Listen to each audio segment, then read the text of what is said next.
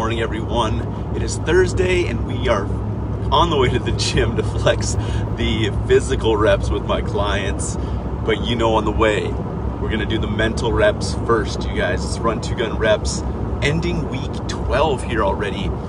And the last few weeks, we've really been focused on encouragement and just giving you encouragement and speaking that life into you along your journey, because I understand that journey is challenging, right? Life, when you dream big, right? You dream the discouraging dreams, the ones that sometimes actually discourage you because they seem so far out of reach. It's gonna take putting yourself in the right circle of people. It's gonna take focusing on the right things to help get you through and level up to accomplish those dreams, ambitions, and goals. And I understand that very through and through, because I live that. And so I am working through I've been through a lot of seasons of that, and I'm continually working through different seasons and finding strength and areas on how I can improve there all the time, and then share that improvement, share that encouragement with all of you. And so today, again, we're gonna be talking a little bit about encouragement, because there's some really cool things, because I understand day to day, you're gonna fight different battles, right?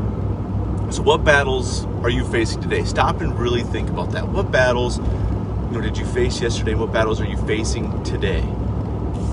And then really think, do you have ways that you're attacking those battles? Do you have a structure and a design that you're attacking those battles, and not just going throughout your day in default mode, trying to get through all of this? Because there is a blueprint for us to be able to attack those days. And I ran into a really cool blueprint here recently on how you can attack those days, because in Nehemiah, it's actually really cool, because the Israelites were building, there's a lot of cool stuff in Nehemiah, but I'm going to keep it short. They were instructed to build a wall around Jerusalem. And obviously they were surrounded by their enemies, and imagine the fear they had because they didn't have this wall finished, right? And so what are we doing in our lives to build our wall, to stay focused when we're facing our enemies? And there's some structure and design here that God laid in place for us, and it's pretty epic. It's in Nehemiah 4:14, so check this out. There's 2 things. And it's a really short verse. Remember the Lord, who is great and awesome.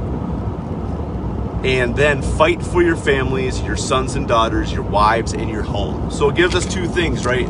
First, it instructs us when we're struggling, when we're facing those enemies, when we're facing those struggles during the day, because we have such big dreams, ambitions, and goals, and we're training to improve.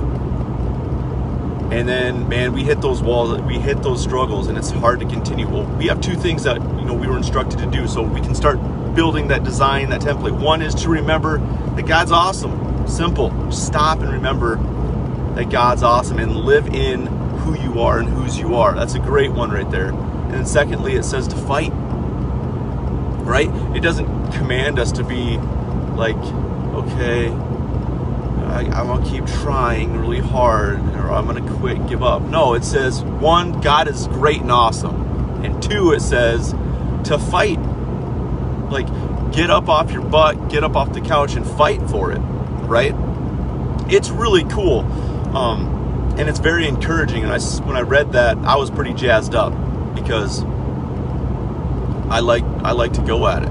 You know what I mean? I really like to face the battles head on. The process and the journey of it, to me, is the reason why to go after it. And I really want to encourage that to you, is that when the journey feels so big and so long, and that you can't get to it because it's so far away off on the horizon, that stop and enjoy the steps it takes to get there.